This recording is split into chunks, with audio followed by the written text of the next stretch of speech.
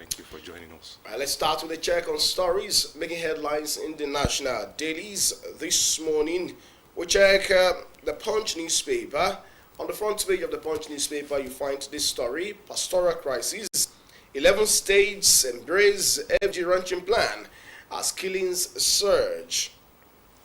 Governors offer lands, Adamawa, Bayelsa, others cautious. Farmers reject open grazing. 11 states are taking steps to combat and farmers, which have claimed several lives. While some states have allocated lands for ranching, many others have pledged lands, and a few are developing policies that will guide the initiative as a viable business venture.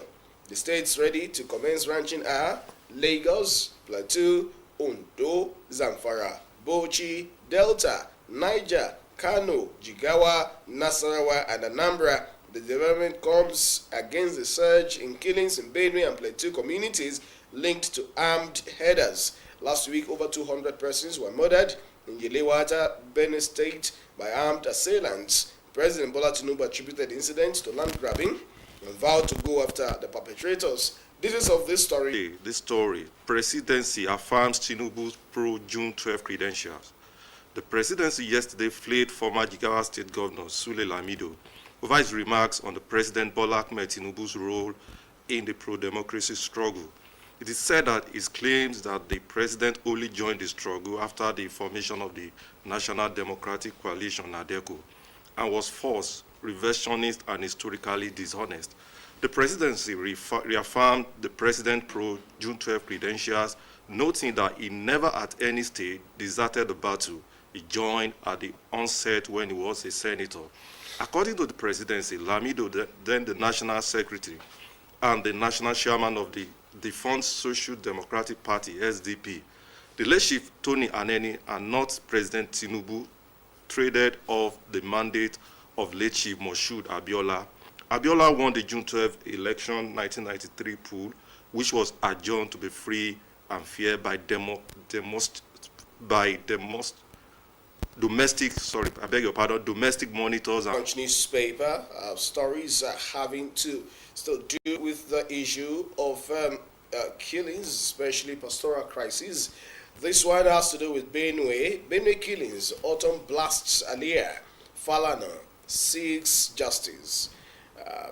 Let's check the details. A few snippets there. As outrage grows over the spiraling violence in Benue State, former Governor Samuel Autumn has accused his successor, Governor Hyacinth Alia, of playing politics with security and ignoring President Bola Tinubu's roadmap for peace. This comes as human rights lawyer Femi Falana SAN slammed both federal and state governments for failing to prosecute arrested suspects linked to a series of deadly attacks. Autumn, in a statement made available to journalists in Makurdi, was reacting to a reference made by Alia through his media aide, Kula Tersu. The governor's media aide said under Autumn's watch, Benue State recorded the highest number of internally displaced persons in its history, with over 4 million people displaced from their ancestral homes. However, putting the record straight, the former governor said the same data of 1.5 million IDPs handed to Alia in 2023 remained the data he continued to use till date. Autumn advised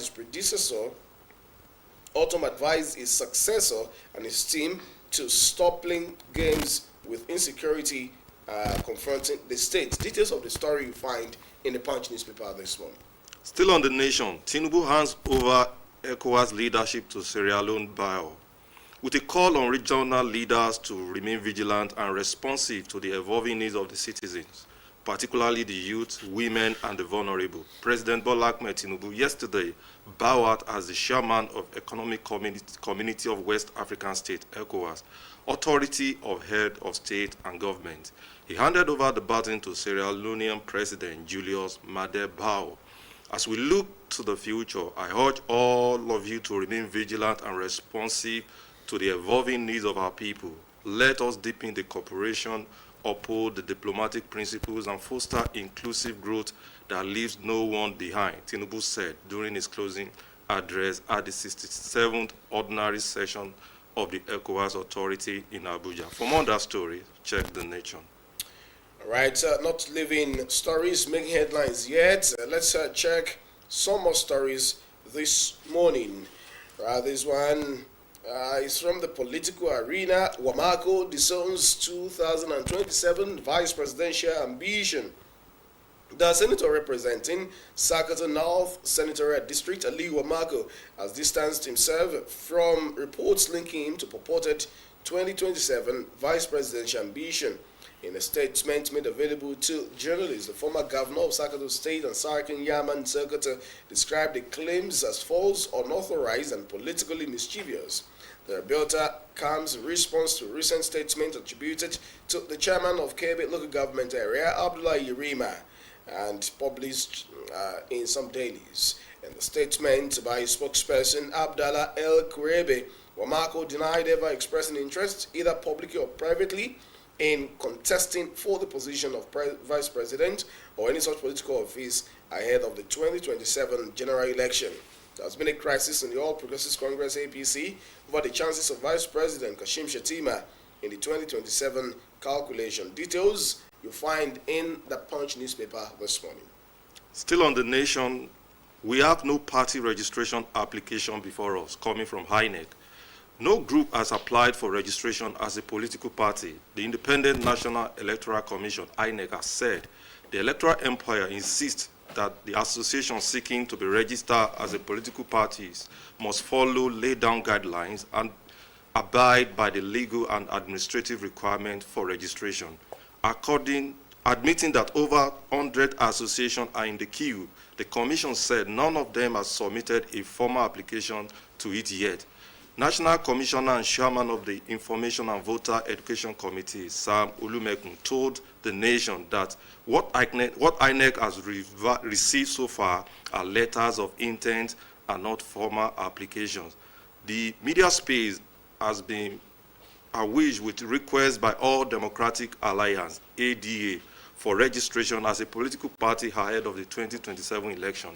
ADA has been linked to the coalition being promoted by former Vice President Atiku Abubakar, former Governor Nasiru El-Rufai Kaduna, and Rotimi Amechi Rivers. According to Olumekun, the first stage is to submit a letter of intent. He said groups wishing to be registered as political parties must first meet the criteria for registration before submitting a formal application for registration. For more on that story, check The Nation this morning. All right, that is talking about politics there. Let's check this one having to do with grazing. Lightning strikes kill 32 cows worth 100 million naira in Ogun. The Baale of Osrc Bantoko Abeokuta in Odeda local government area of Ogun State, Chief Wasiu Afolabi, says the worth of the 32 cows killed by thunder and lightning during Saturday's downpour is about 100 million naira. Chief Afolabi also said given the circumstances surrounding the death of the cows, some Shango priests would come around today to perform some rituals and appeasement, after which the corpses of the animals will be buried and supervised by the officials from the state government. The community leader disclosed this while speaking with a journalist yesterday. Meanwhile, the elder brother of the owner of the cows, Hassan Mohammadu, in a phone conversation, pleaded for the support of the state government to recover from the losses suffered. Mohammadu, who hailed the state government and the police for the steps taken so far on the incident, however asked that natural disaster left his brother with nothing to cater for his family and about 20 others who feed from his cow business. Details you find in the Nigerian Tribune newspaper this morning.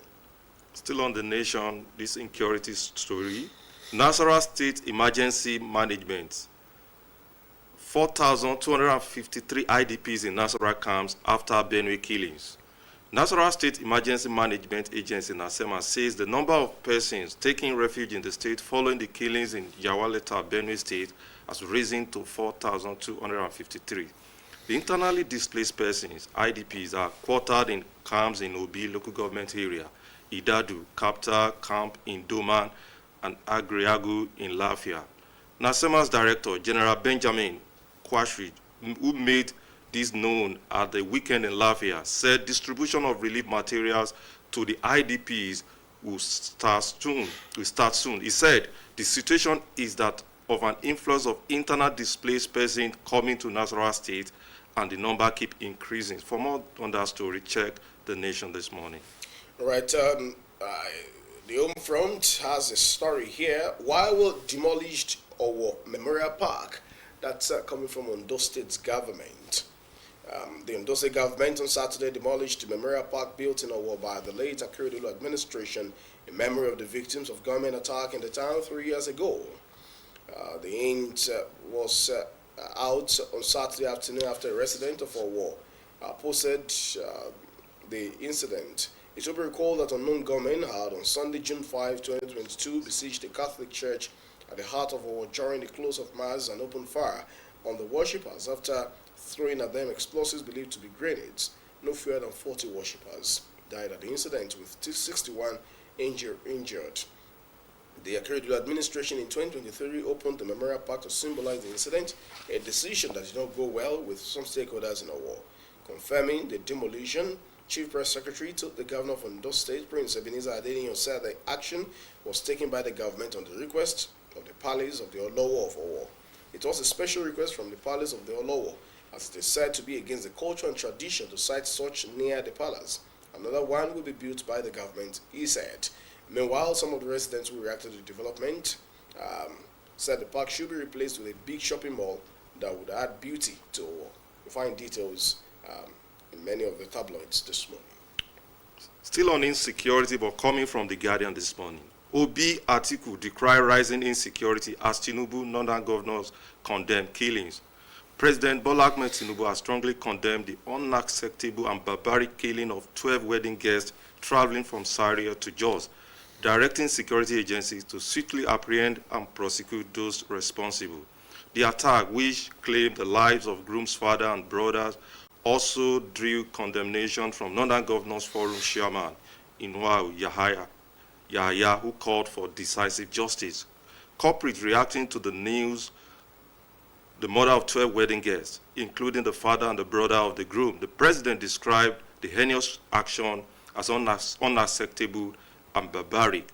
The victims, many of them injured, were traveling from Zaria in Kaduna State to Jos in Plateau State. President Tinubu directs Nigerian police force to work with other security and intelligence agencies to ensure those responsible for the attack are held accountable. The president called for calm, promising not to allow this disastrous act to go unpunished. The government of Plateau State must take decisive action in handling these vicious cycles of violence. On the other hand,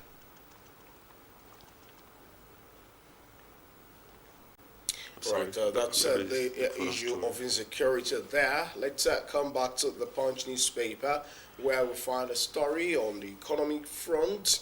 This one reads, ATM usage drops as POS agents handle 223 trillion naira. Point of sale terminals handled transactions worth 223.27 trillion naira in 2024, representing a significant increase from the 110.35 trillion naira recorded in 2023.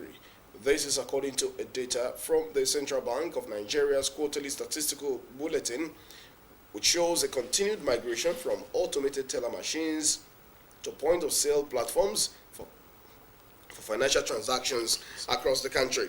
The total number of POS transactions rose from 9.85 billion in 2023 to 13.08 billion in 2024, indicating a 32.7% increase year-on-year. In contrast, ATM transaction volume remained largely flat, rising marginally from 1.012 billion to 1.022 billion transactions. Find details of these and many others in the Punch newspaper this morning. Well, I think it's just an indication that many people are finding it more convenient just running to a place and then getting the money they want instead of going to queue at ATM points. I think it's one way or the other cause for concern on one hand, then it's also an economic empowerment on the other hand for POS operators somehow. Yes, I agree with you. All right, on that note, we'll be drawing the curtain on a check on stories making headlines today. When we return, two issues critically we'll be looking at today: the Jusons striking in the state, especially finding a way to enhance dispensation of justice in the state. And then we'll also look at empowerment for the vulnerable in the state. Please stay with us, everyone. We'll be right back.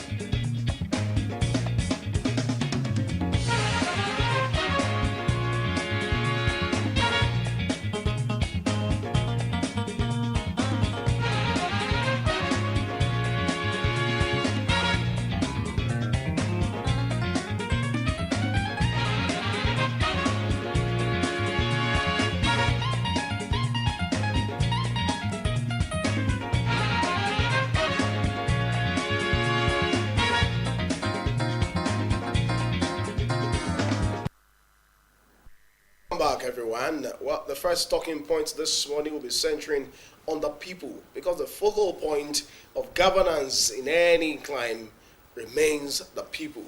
Any policy that's not people-centric would actually not be a successful policy. So today, we will center our first talking point on care for the vulnerable people in those states. And to lead us in this conversation, joining us is the coordinator of the state operating coordinating unit, SOCU, Mr. Olalu Abankole Esquire. Thank you so much for joining us on AM today. Thank you very much for having me. Well, a while. It's been a really, really long while, and I must say it's good to see you again. Thank you, sir. Now, let's start this way. Most times you hear conditional cash transfer. Sometimes you hear care for the vulnerable, data gathering, and all of that. To a large extent, I understand many people might know that that's the duty of SOCU, gathering this data and all of that. But it's been a while, much has been heard from that unit, up until when there are now concerns about certain link flying around for conditional cash transfer and all of that. What's been happening? Why the silence all along? Is it that there's no vulnerable anymore in society?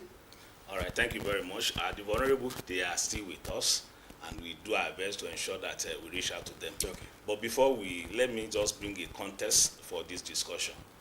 The truth is that the measure of the civilization of any society is the way we care, or the society care for the vulnerable among them. There was a time I was reading a particular text. I read that at a point, some students, they were asking their professor that at what point can we say society become civilized? People are expecting the professor to tell them that, when we have the invention of the aeroplane, the building of skyscraper, and the rest. However, the professor said no, that he brought up a particular analog to explain the scenario. He said a society that in the jungle, that when any animal in the jungle, even the lion, as strong as it is, when it's have injury, that such a lion or animal face a certain death. That animal will not be able to go even to the stream to drink water. He cannot even hunt for lesser animal. So he said that, but in a society, when any member of the society sustain injury, and the member of society bring that person, keeping in a place, nurse him back to life, he said that is the time that we can say society really becomes civilized. And the moral of this is that if you say you are a civilized society, we can only agree that you are civilized when you care for the less privileged among you. So, and that has been the driving force behind what we do. Now, in Ondo State, about 5-6 years ago, we started our office was put in place. And the mandate of that office is the establishment of single register of poor and vulnerable household. Now, it is not just the states and even our country, people have been reaching out to the poor and vulnerable one way or the other. However, not in a structured format. But since 5-6 years ago that our office was put in place, we now have a formal structure of reaching out to the poor and vulnerable. And this process is largely community driven. It is the member of the community who, our office only facilitate a process whereby the member of the community will identify those that are poor and vulnerable among them. And once that is done, we now harvest their vital statistics. And so because of that, we will now be able to reach out to them. Not that we can just say, oh, we are going to community, we want to go and see this. No, we have a structured process in place to identify the poor and vulnerable household. And that we have been doing. Now, the question might be, after you have the data of poor and vulnerable household, what follow? What do you do after you have the database of poor and vulnerable? Because my office, essentially, the mandate is that have a structured database of poor and vulnerable household in our state. And as of today, we have about 800,000 people that are in our register, individual member of the household that are in our register, about 800,000. And now when we have this register, it's not just enough to have a database of poor and vulnerable. Now what do you do? How do you reach out to them? What do you do to ensure that they are okay? Now, and we also look at that as a sort of low-hanging fruit. Because if you get to a community, somebody that cannot even feed himself, you know, that person needs certain thing to be able to get to normalize his own process, at least for consumption. And so it was as a result of that the federal government now designed a program known as, at a point, we call it conditional cash transfer.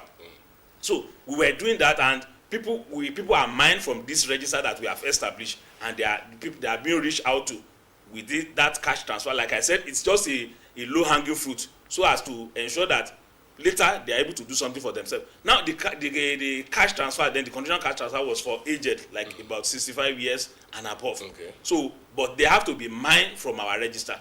And even for some time now, we haven't have enough. How inclusive is your register? Because if they must be mined from your register, it might, one way or the other, bring to the fore exclusion of certain people. Okay. Now, when we are talking of this register that we're talking about, we are talking about extreme poor. Okay. Extreme poor. You know, it's not a census. So if we get to community, we don't just write in everybody's name. Okay. So there are people that those programs are meant for, and they are known as extreme poor. And as a matter of fact, I need to add that it is not my office or even our people working with us that will now say that person is poor. No, it is the member of the community themselves that will now tell us that, oh, this person, yes, is poor, is vulnerable. And you know, there are so many indices to actually know whether somebody is poor.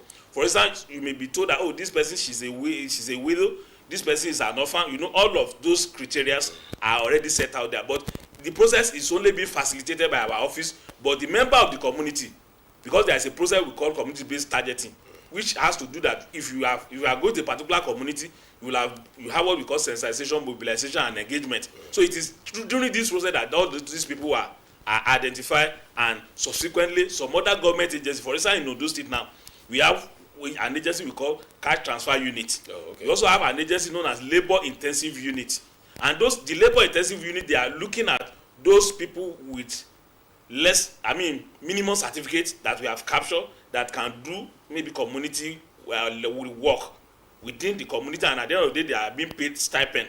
And like I said, we know that is not something that they will be doing for all over the time. Okay. So there are periods like maybe a year, 2 years. So when they are assigned to a particular community work that they will do after the 4 hours of the day, so we encourage them to go and learn some skill so that they can be useful for themselves, something that they can rely on permanently, because it's not something that they will be doing forever. So I was also talking about another level of cash transfer that the state is also doing. That one is known as the state care.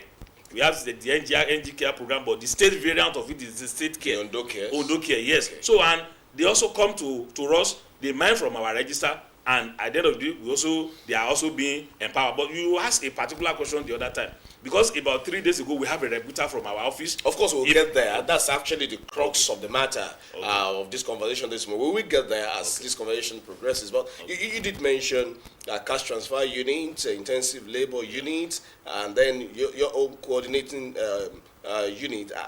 These are units. I want to know what relationship exists between these units and the NDE, the federal government set up the National Director of Employment. How do these agencies work together for the advantage of the people, not just transferring cash to them?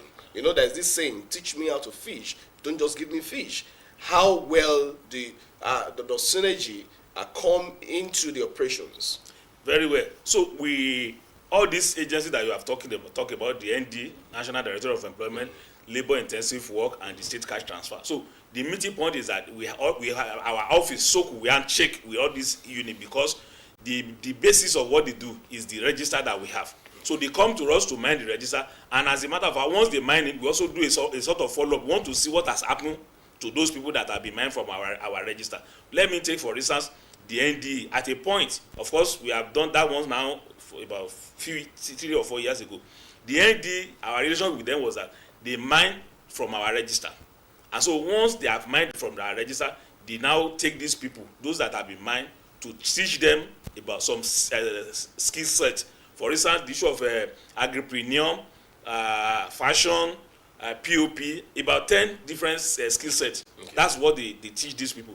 And the way we did it that time was that all of these people, once they have been mined from our register, they were accommodated at the College of Agriculture. At whose cost?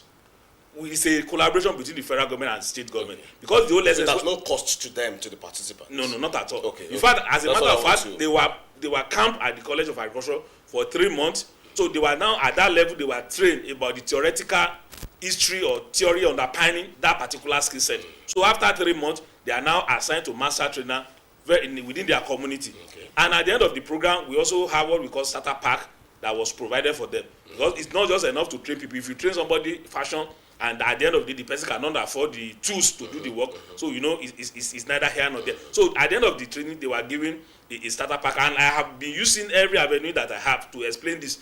From in this part of it, from where I come from, there's this proverb that and the moral is that if you are doing something on your own, it's like a trade. You can become wealthy, but if you are an employer, our employee like myself, now employed by the state government. No, the truth is that I will be able to eat. I can never be wealthy. You won't be able to compare me when you are talking about some big people out there. I didn't want to mention their name. Very well. So that is why that we always encourage our youth, and I'm also using this opportunity to also appeal to our parents. Our youth should be able to learn skill. It is not, some people will feel that the fact that you are a graduate, that you cannot use your hand, it's very wrong. So we need to have that orientation, because how many people can the government employ? How many people can we take? Look at the number of universities. How much is even the salary that we have in those states today? Well, of course, somebody may have that, but even there are people out there, they want to even take it. I'm just saying, how much is the salary that you do not want to also have some skills? That's it. Even if it's going to be farming, so that have is something you're doing. So God bless you. I understand your point. So we are saying that as a parent, let us start inculcating this habit of using our hand to our children. For instance, if you have a child, you look at that child, there must be a particular skill that the child possesses. There must be certain passion, certain thing that the child has a passion for. So during the holiday, take the child to go and learn. For instance, even if you are an undergraduate in the university studying mechanical engineering, there is no reason during the holiday that you cannot put yourself or enter with a roadside mechanic, so as to be streetwise, to understand the concept, so that at the end of the day, when you leave school, even if the white collar job has not come, you are able to do something for yourself. And so that's the whole essence of what we have been saying, that we must start encouraging our youth to learn skill. You'll be surprised that most of the technical people that are even brought up from abroad to come and be doing some of our job here, because we don't have that skill. In Odo State now today, or even in Nigeria, most of those people that do tiling, they are brought from Togo. So it's very wrong. If you go to school, you must be able to provide value. If you have a degree and you cannot provide value, then that degree is useless. But if you learn, if you have gone to school, you have that degree, and you have a skill that you possess, you learn it, you will do even better than those without university education. So because now all of this that we're talking about issue of poverty. Now if somebody from an average home, your parents struggle to put you in the university, you graduate and you come out, you have no job. So the parents continue to take care of you. you know, that cycle of poverty will continue. But if we are able to go to school, yes, we cannot, discountenance the importance of education, but it is not enough. We have gotten to a period whereby we have to ensure that we learn skill, because the mandate of our office is that what do we do to mitigate poverty? How do we reduce poverty? Sorry, I have to cut you in there. Thank you for that elaborate discussion in trying to inspire our youth. Speaking of the conditional cash transfer, you talked about a register, and that register is community-based. I want to note, what are the measures put in place to ensure that that process is not being hijacked or exploited to suit the interests of certain people to the detriment of the real vulnerables? What measures do you have in place? All right, thank you very much. The greatest asset we have is that this process is community-driven. Okay. It is community-driven, and like I said, once the first thing you do is that if we have worked in no more than 2,500 community in Ondo State. 2,500 community in Ondo State. Okay. So though when you talk about community, the issue of what constitutes a community is a debate that continues. But in our own parlance, we have our definition of what constitutes a community. For instance, look at Akure now. We may as well have as 500 communities here in Akure South alone. Okay. So, but what we do is that it's just a number of people living within certain geographical entity. So, and this assignment has been in a way contracted to the member of the community. All we do is to facilitate the process. For instance, if our teams are going to a particular community now, the first thing is to go to that community, meet with the leadership of that community, tell them about what we want to come and do. Of course, maybe we are letting the cat out of the bag, but of course, people are already aware about this development. When we started, we don't tell them that we are doing this thing for any pecuniary gain. Of course, they know this thing now that, of course, when they do this, if they are able to fall within the bracket, that there is likelihood of a particular support coming to them. So it is community driven. It is not as if Soku will sit down in his office putting the name of anybody together. No, we go to the community themselves, they will now identify that this person is vulnerable, and they will tell us reason why they feel that person is vulnerable. So because it is community driven, there's hardly anything we can do about that. Then we also have different level of cleaning. Okay. Because when you go to those communities, you also you harvest their vital statistics. So if I come to Mr. Sunday Kolawole house now and you tell me that, oh, you have a car, I will get your asset and all of those things. So obviously I understand that one will tell me something. There's information that I will get from that. So we have different level of cleaning. At Soku, that is my office here in Akure, we do our own level of cleaning, we look at it. We also send it to Abuja because it's not just about Ondo State thing alone, it's something that we do nationally. So because now for the first time, we now have what we call a national registry of poor and vulnerable households. Now, in the time past, the major challenge that government has is that even if there are issues, especially during the COVID-19, how do you reach out to poor people? How do you reach out to vulnerable? Of course, it could be hijacked if you don't have a structure that. Now, you do cleaning. Yeah, we do cleaning. How dry is this cleaning? I know most times you say we are doing dry cleaning business, so permit me to use that terminology. How dry is the cleaning, especially in so much that it would enhance insulation from political interference? Okay, but now the cleaning that I'm talking about is that, for instance, when you have our enumerators, I do understand. I'm just talking about for instance, political I can tell you that not because I'm on air, I'm on air, but I can say that I'm very lucky. I'm very lucky here in Ondo State, because I also know that in other states that some of my colleagues do complain, because the truth is that, you know, politicians, you cannot also blame them. They want to attract something to their people. But you know, when you talk in Ondo State now, even from the past administration, the point is that if somebody is the governor of Ondo State, everybody in Ondo State is his person. So as far as Mr. Governor is concerned, what he wants is that we reach out to our people in Ondo State. Whoever you have reached to, everybody in Ondo State today is a subject of Mr. Governor. And as a result of that, so for me, so there's not been prayer. I don't have any prayer. I don't have any prayer to bring. In fact, as a matter of fact, no, people cannot give us name. The only thing is that if there is a community that we need to go, we have to go there, look at them, look at the vital statistics, look at people that qualify to be in the register. Because like I said, it's not a census. So when we get to community, we don't just write people's name. So we have to ask questions, we have to do, in fact, what we call a focus group discussion. We will discuss with the men folk, we discuss with women folk, we discuss with youth. And that's focus group discussion. Because in most cases, if we put our mother side by side our father, they will not talk. That is it. So that's why we have our focus group discussion. The men will talk, the women and we put them in different places, so that at the end of the day we have what we look at. It could be cross-cutting. You can have some people mentioned under the men folk. You can have there also another one under the women. So we call them cross-cutting, and at the end of the day we now go and harvest this data. Because of our time, quickly, let's crux of the matter now. Most times when these issues come up, we want to reach out to the vulnerable. We want to empower a particular set of people. You know, most times it won't just even be from government. Some private individuals or well-to-do elements in society would also want to give back to society. You find some elements coming up to want to hoodwink the people. You find fake links here and there, just to what we call in tech phishing. Now, just recently, your office came out to say Soku has not released any container cash transfer link. Does that suggest apprehension in your quarter as to presence of illegality from some people to swindle people through such fake link? All right, my brother, thank you very much. Why government and people of good will do all they can to ensure that the impact of poverty is reduced in the society. We also have criminals there. They are always on the lookout, try to hoodwink people. And that is what exactly happened sometime last week, and we have to quickly do a rebuttal so as to ensure that our people are not scammed. Okay. For instance, somebody is struggling, somebody say he's poor, and even the little that he has, so that it's not taken away from him or her. So that's why we have to quickly do that rebuttal.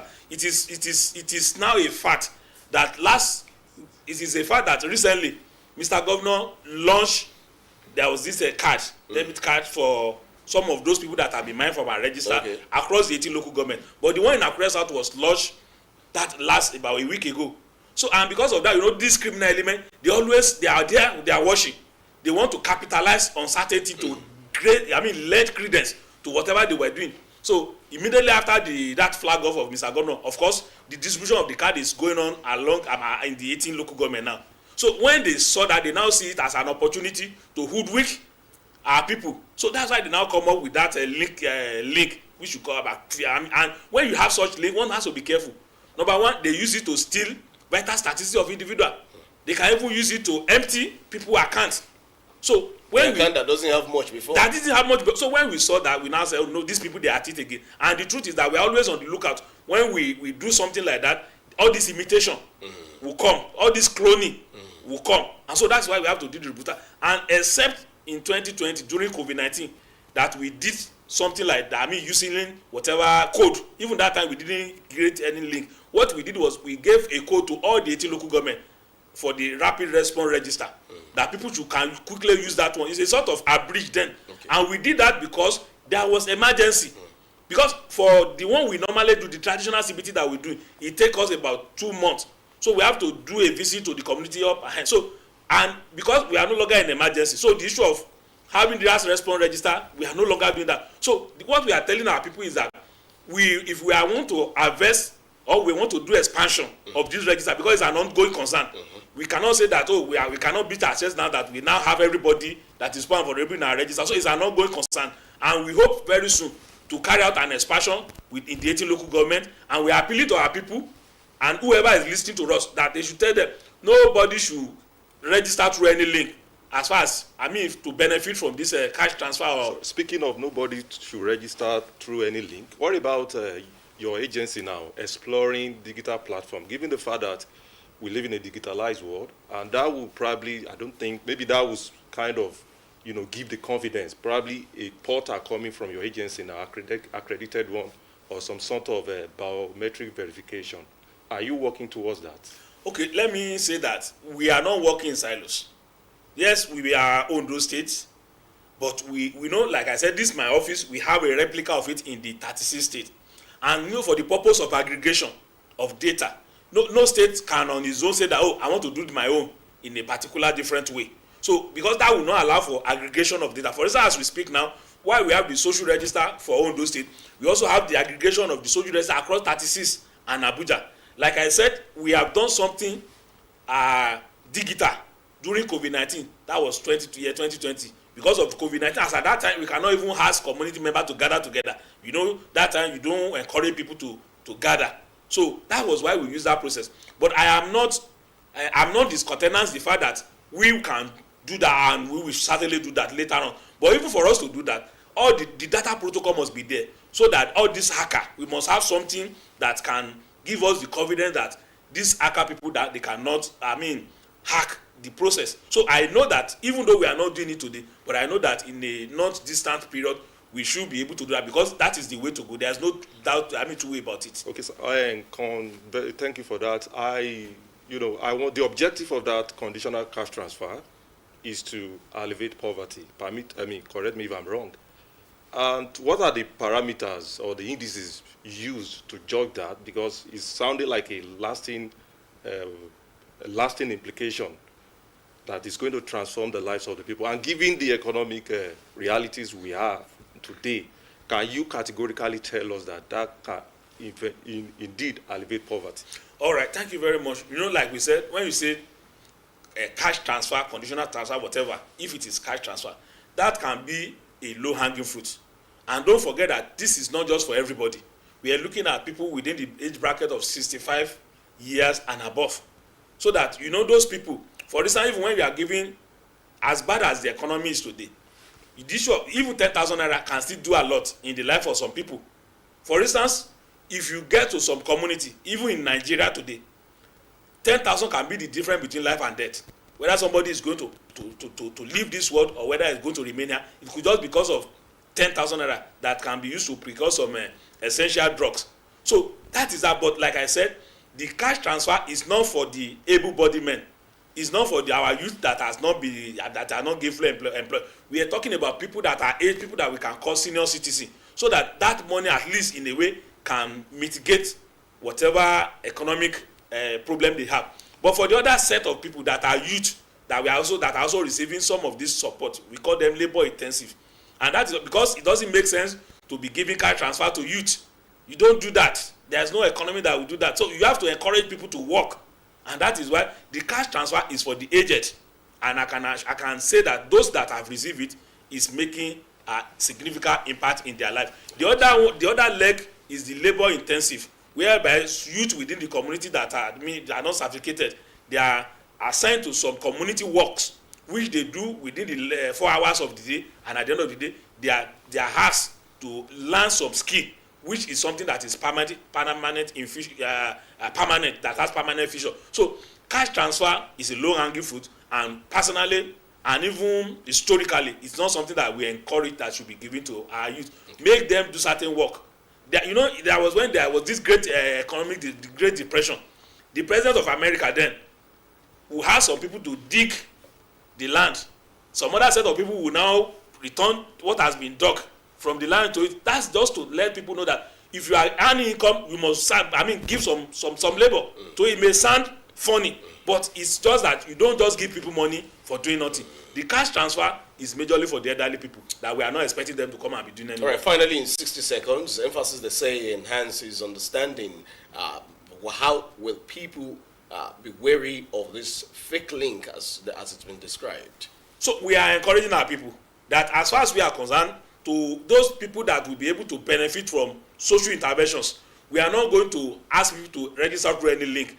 It is community driven. It is the member of the community themselves that will identify such people. So it's not something that they should be doing online now. No, we are not doing that. Nowhere is it done in Nigeria. So, but like I said, in future, when we have enough security to guarantee that that process can be used seamlessly without criminal capitalizing on it or hijacking it, then we can now talk. So no link. But now there is no link for anybody to register to benefit. I thank you so much for the explanation and emphasis, which to a large extent would really get the people to be wary of criminal-minded elements in society. Mr. Ololu Bankole, Barrister at Law, is the coordinator of the State Operation Unit. Thank you so much for coming on the Outlook to explain all of this to our people. Thank you very much. Thank you for having me. We will take a break. When we return, we'll be looking at enhancing justice dispensation in Ondo State. The way to go.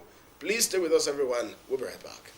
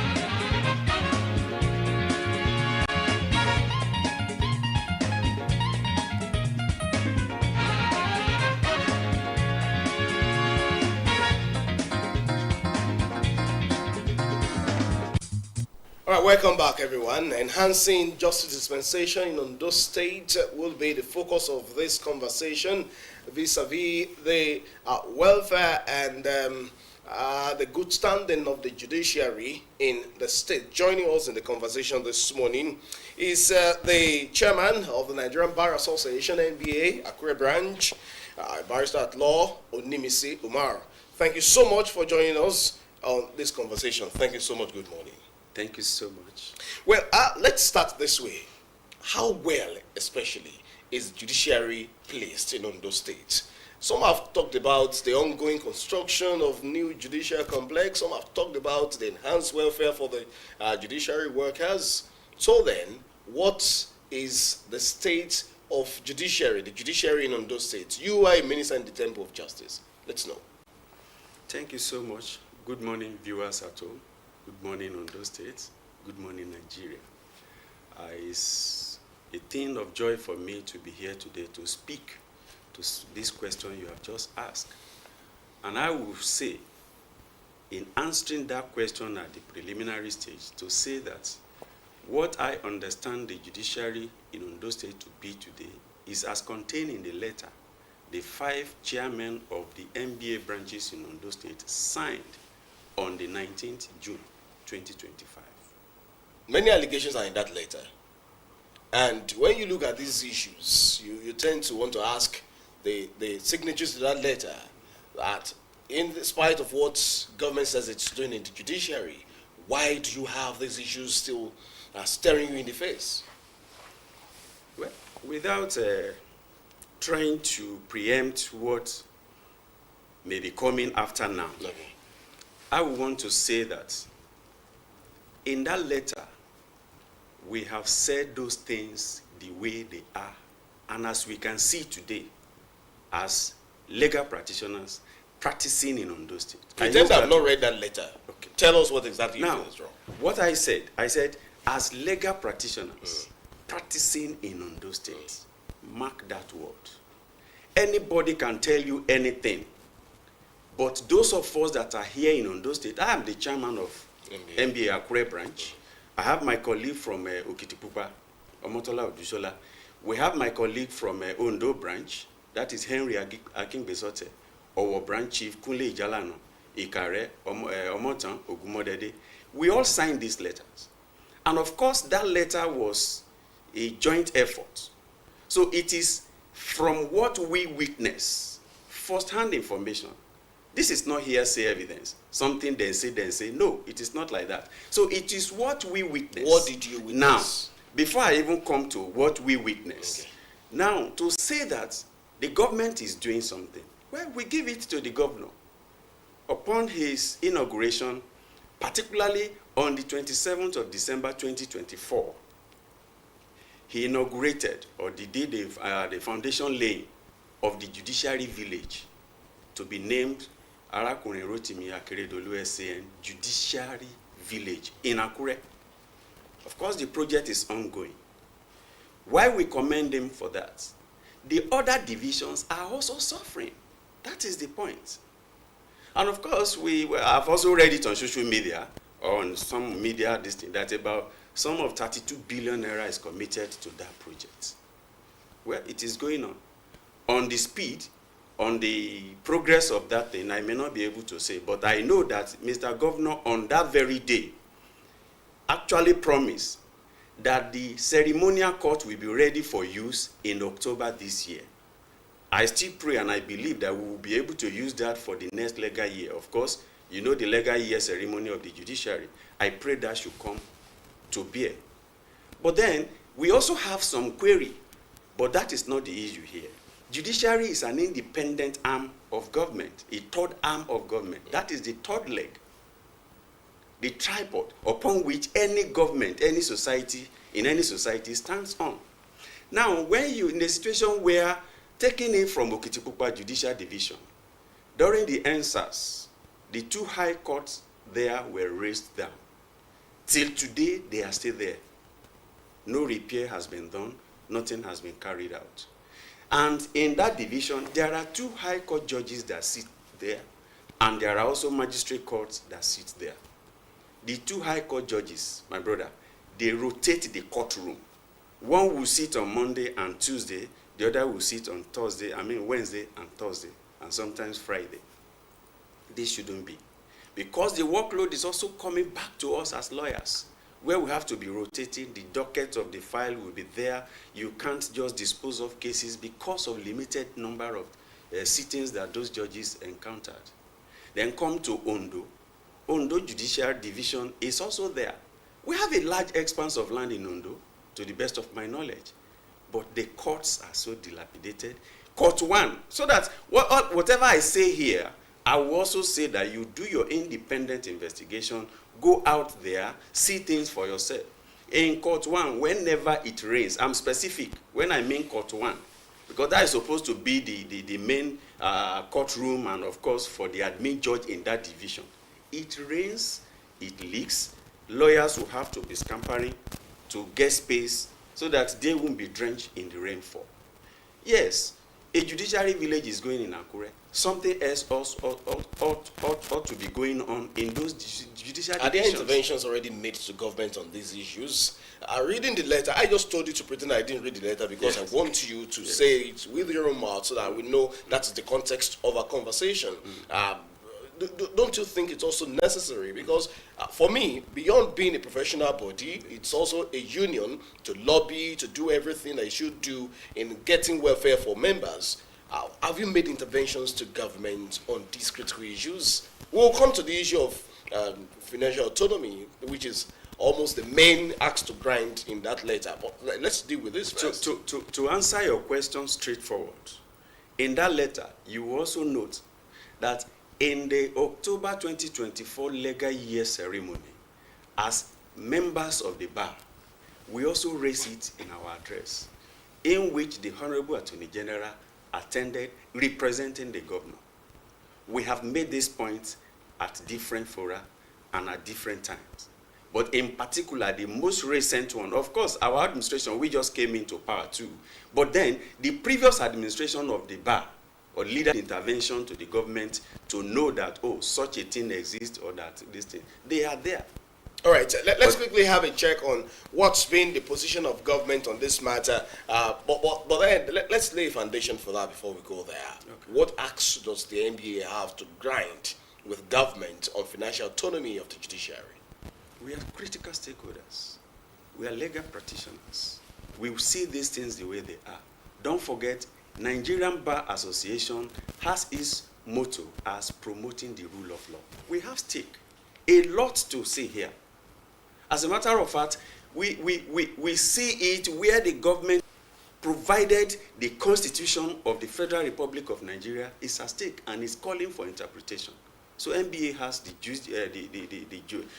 via to take action. Do you believe that it is a highly sensitive political issue, financial autonomy for the judiciary? It is as also enunciated by some stakeholders, including the Attorney General. It is not a political issue. All right, then let's read and we what's been...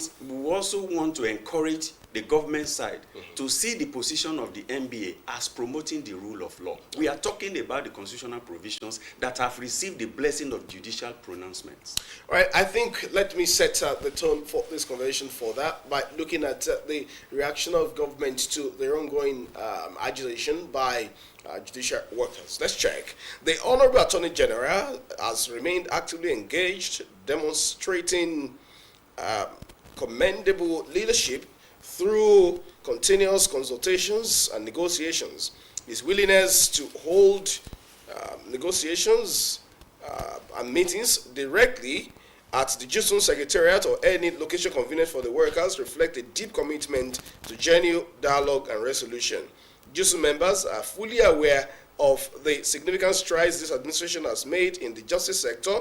However, it is important to recognize that every administration may encounter resistance, often rooted in political undercurrents. That reality, however, does not diminish the progress already recorded under the current government's watch. As the Attorney General has consistently emphasized, including his earlier communications on the matter, there are critical ambiguities surrounding the implementation of the judgment on financial autonomy. The ruling, while affirming autonomy, lacks specific directives on allocation ratios and the precise distribution of funds among judicial bodies. This lack of clarity has led the government to seek judicial interpretation through a formal appeal, a necessary step to avoid missteps and ensure lawful compliance. What must be made clear is this: the government has neither acted in bad faith nor shown disregard for the judiciary. On the contrary, it has upheld the principles of the rule of law, opting for legal clarity rather than hasty, potentially unconstitutional action.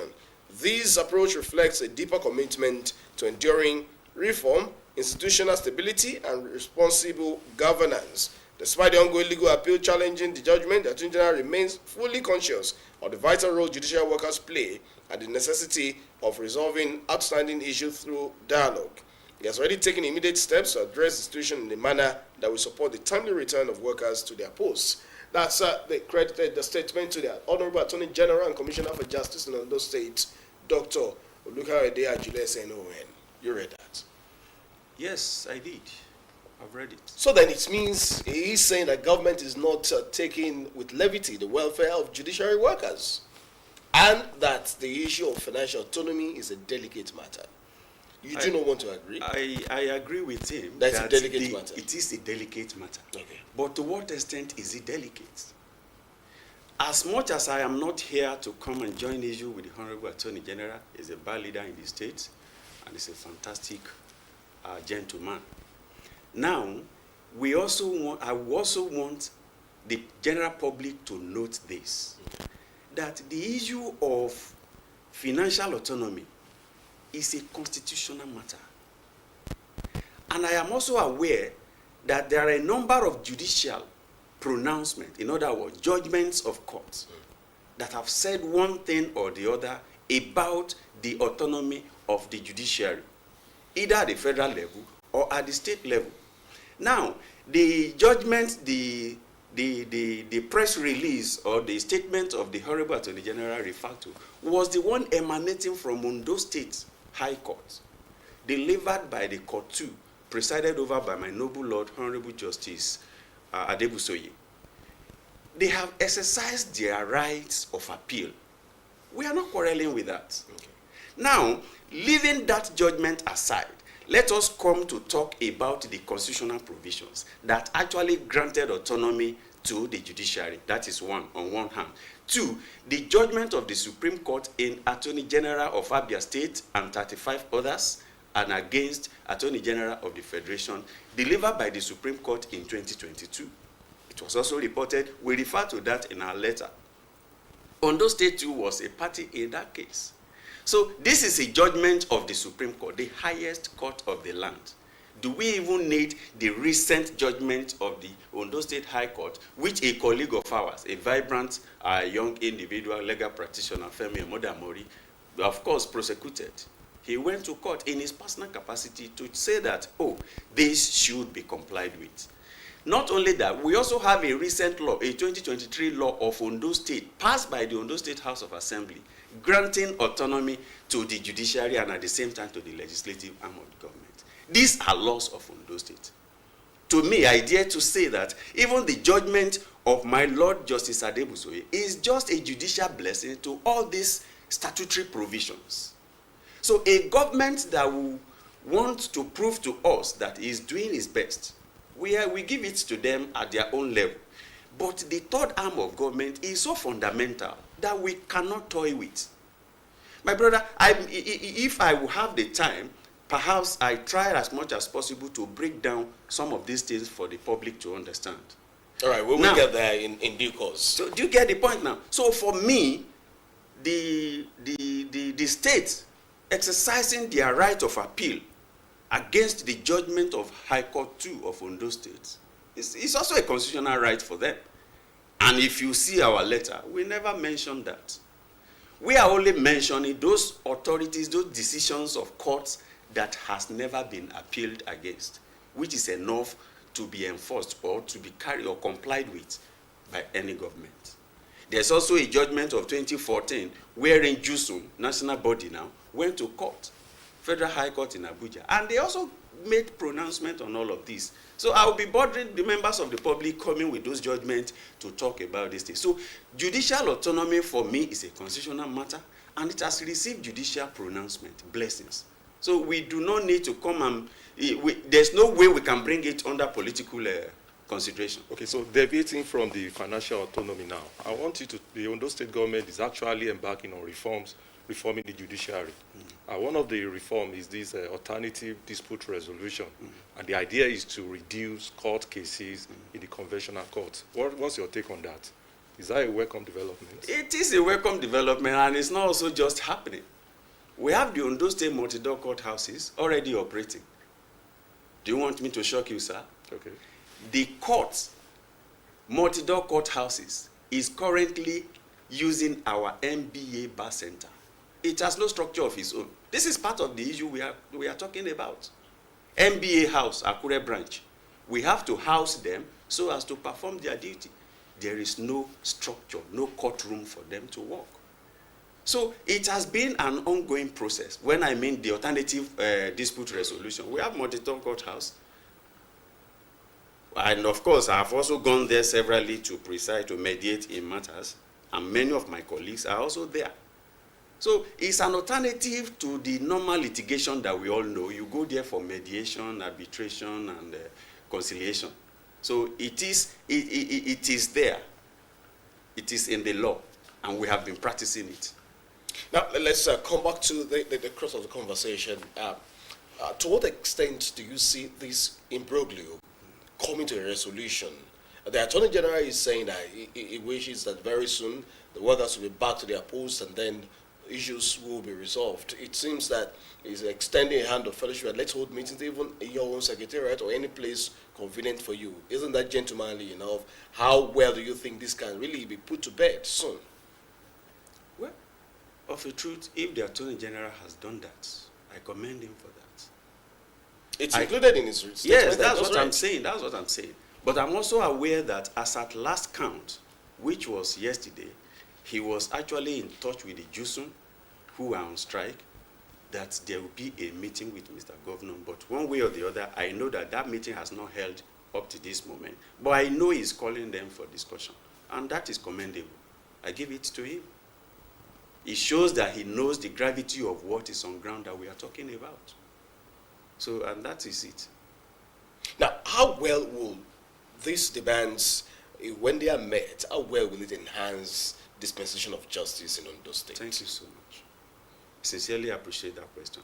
But in answering that question, I want the members of the public to know some things. Now, when we talk about the third arm of government, which is the judiciary, interestingly, in Ondo State today, we have the High Court, we have the customary Court of Appeal. Judges of this court are on the same pedestal, customary Court of Appeal and High Court of Justice of Ondo State.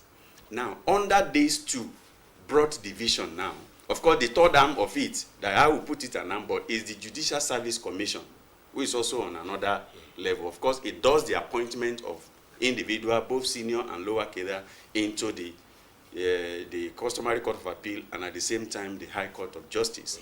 Now, under the High Court of Justice, we also have the magistracy directly responsible or under the supervision of the Chief Judge of Ondo State. And also under the customary Court of Appeal, we have President of Customary Court Grade A, who are also lawyers, and of course they are also on the same pedestal with the magistrates. Now, this is what operates.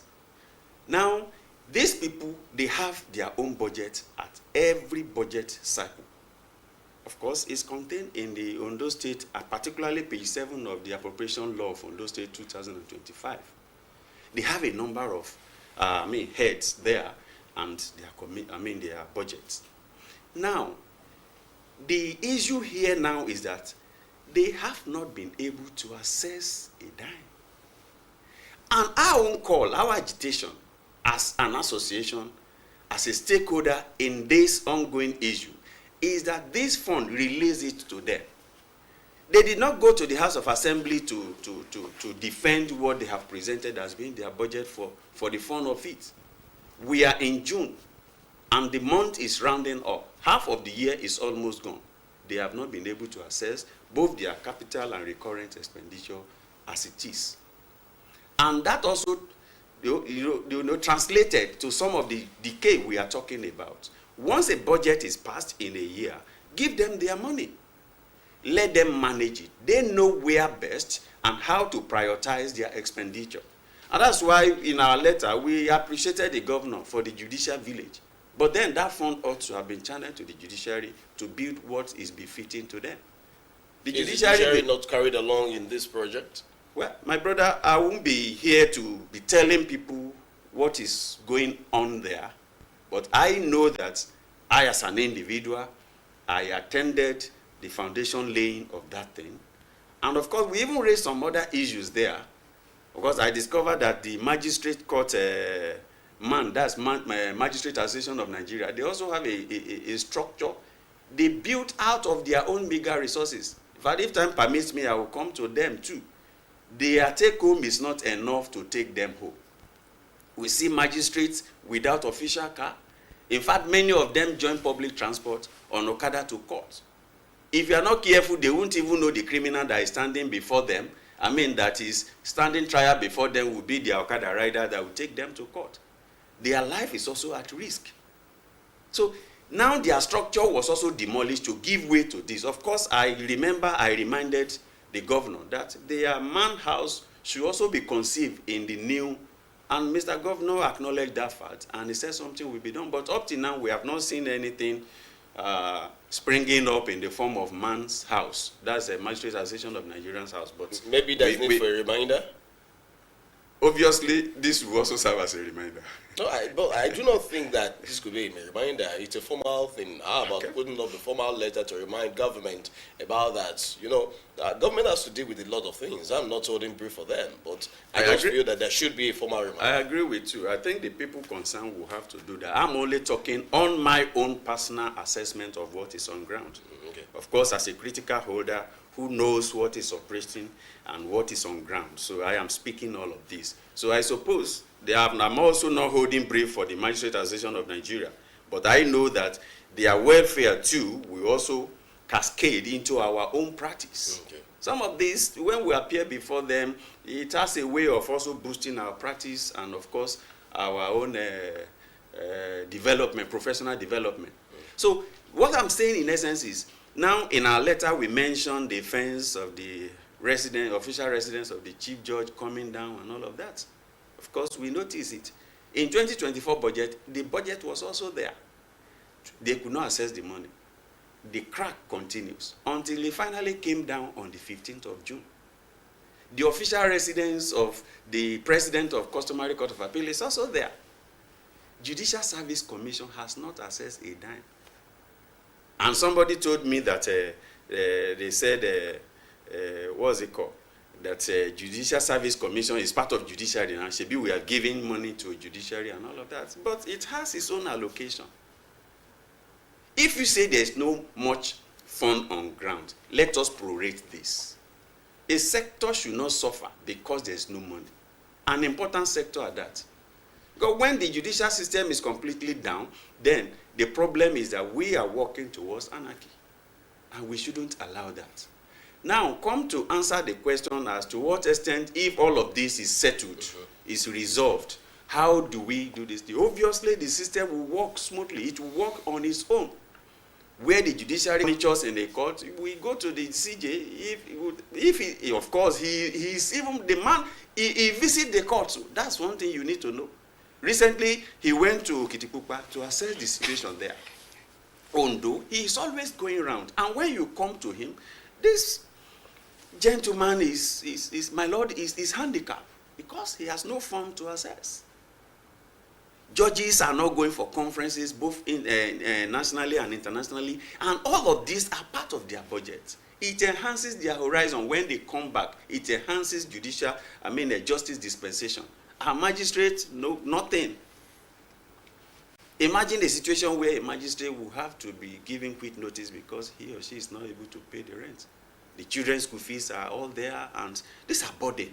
Their salary compared with the other states around us. How well is NBA coming into this matter to intervene? I do understand that you would see that it's a just. You could also intervene, maybe write indirectly to the government on this matter. You've espoused a lot of issues, perhaps formally getting these to the attention of the authority. How about that on the part of the NDA that you lead in Akure?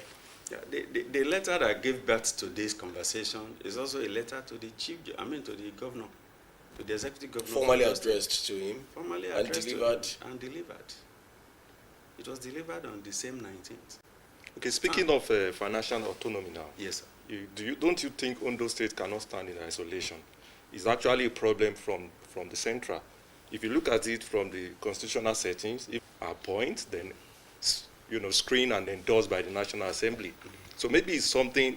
Is it possible to have a judiciary, having their leadership within the judiciary cycle without the interference of the executives and the legislatives? Well, to answer your question, if I understand you clearly, the truth is when we talk of judicial autonomy, we are actually talking about financial autonomy. They are actually interwoven. They are working for the same government. Do we get the point now? They are working for the same government. Also, the president cannot be sworn in without the chief judge now, or the governor too. Do you get the point? So likewise, the chief judge or justices of the Supreme Court can also be appointed without the input of the Mr. President or High Court judge without the input of Mr. So the Governor. balance of the checks and So balances. there is always this symbiotic relationship. Okay. But when it has to do with every affair of the judiciary, the CJ will have to go cap in hand with file under his armpit to go and get approval from Mr. Governor. We are saying no, that is wrong. Most especially where there is a budget, they went to House of Assembly to defend, to tell you that in this fiscal year, we will need this amount of money to prosecute so and so projects. How do we explain that in the month of June, no allocation has been made to the judiciary in terms of their budget as contained in the appropriation law for Ondo State? Isn't that a breach of the law? This is what we are saying. We are not here to come and castigate anybody. We are not out to castigate any individual. And that's why I said this is not political. I am not a member of any political party. I am here in my capacity as the chairman of the bar. Of course, I also have the blessing of, I am also the spokesperson of my own branch. But I also have the blessing of my other colleagues. Of course, I told you when I got the invite that, okay, I am not supposed to be the only one here. But they said, no, you can go. Represent us there. Speak to our letter. And that's why I'm here. The Attorney General is a very close person to me. He hosts me as his younger brother. And I also respect him. And one interesting thing about him is that once he sees this problem, he will walk out, he will go all out to ensure that it is resolved. But he's also handicapped. He's not the governor. And that's why we have addressed our letter to the governor. That you may not be aware, but now, please, this is a notice to you that this is happening. We cannot be building high court in Akure. How do you know the Attorney General is handicapped in this matter? You've painted the picture. His handicap is not going to be the one to release funds for us. For the judiciary, when I mean us now, okay. For the judiciary, it's not going to be the one to refund, to release funds. Most especially where it has been appropriated. Once it is appropriated. Where exactly is this problem coming from? The problem on ground now, which Jusun is fighting for. Before I answer that question, let me also say this. As part of what I got from Jusun. Jusun's complaint, particularly at this very moment, is that the condition under which their members are working, its members are working, is very, very deplorable. Very deplorable. And we do not need a Tuesday to tell us that of a truth, their condition is deplorable. I've just told you what obtained in other courts. As lawyers that we just go there to ply our trade, we are also witnesses in all of this. So we do not need it, their own, or a prophet to tell us what the problems are. So their working condition is also bad. Interestingly, I asked them, when we had interface with the leadership of Jusun, but this has nothing to do with your salary. And they said yes. So Mr. Governor has even done almost 50% of what we are talking about here. Okay. He is not owing them as far as I am briefed today. The salary is being paid. But again, salary is also not expected. Judicial independence will mean that judiciary is given the money to also pay salary of its workers, of staff. That is the independent. The National Assembly, they have their own House of Assembly, they have House of Assembly. Hear the argument that you are judiciary now, Shebi High Court has got money, this thing has got money, what are you coming for? For Judicial Service Commission. All right. It's an aberration. We just have to say it. As we place a wrap on this conversation, Thank you so much. what is the way to go as a matter of emphasis? Thank you so if much. we The way to get go. a resolution to this matter, what is the way to go? You are a leader of the bar. Yeah. You are in touch with the leader of the leadership of JUSUN. Yeah. Interestingly, you also said you are like a brother to the Attorney General. So it means you see so many things in this matter. If you are to advise all fronts, what is the way to go? Judiciary's budget should be released to them. Once you release it to them, JUSUN has to embark on this exercise, because every attempt to speak with the leadership of the judiciary, which is the chief judge, they are told that, well, there is no fund to take care of some of these things. In Ondo Judicial Division, something went wrong. And the solution to that is to get the Judicial Division, the entire premises, lit with solar lights and the likes. At least that will also reduce infraction, security, and all of those things. But there are no funds to do this. That was why JUSUN has to be forced into what they are doing today. But for us, we see beyond just that issue, although that's one of the reasons anyway. Do you get the point now? So to answer your question, going forward, please, we will only appeal to Mr. Governor to give approvals and let this fund be released, be disbursed to the judiciary, so that the working environment for the judges outside Akure, by generator, even within Akure, many of them have generator, irrespective, just once there is no light, noise everywhere. And they fuel this thing on their own. I wouldn't know if there's any intervention from anywhere. But those ones that I know, I have seen a situation outside Akure. I was in court that day, and the judge has to dip hand into his pocket to give his staff to go and get fuel. So the way to go is that Release their fund to them. Then, and again, on the final note, we also noted it in our letter. There is a certain amount of money that has been approved for dispensation. They have a lot of loads they carry. The last vehicles, official vehicles, were shared or distributed in Ondo State should be sometimes in 2010 or early 2011. That I personally witnessed in Ondo State. All magistrates in Ondo State today are working on their own personal, and those ones that do not have vehicle of their own have to be hopping into vehicle from one place to the other. And the governor gave an approval on the 17th of December 2024. And up to this moment, no disbursement. For the vehicles? For the vehicles. For the money for the vehicles. Interesting. And somebody told me that there are different types of, I'm not a civil servant.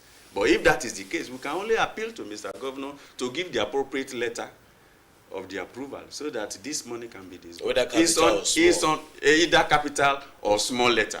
It's on the table of the Honorable Commissioner that will allow the money to come out. Thank you so much. And it's on the table of the Commissioner for Finance. Those are your opinions. No, somebody told me. Somebody just told me. I don't know which one works. The last time I learned of capital letter and small letter was back then in primary school. So I'm just hearing it again. Thank you so much for your contribution on the outlook. Of course, here everyone is given the opportunity to vent their opinions on issues of state importance and national importance, and that's what we are known for here. Professionally dissecting issues and looking at them from all sides. We've also been able to look at the government angle vis-a-vis the communication from the Attorney General and Commissioner for Justice, Dr. Luka Adeajulo, SNON. Thank you so much, Barrister Onimise Umar, for coming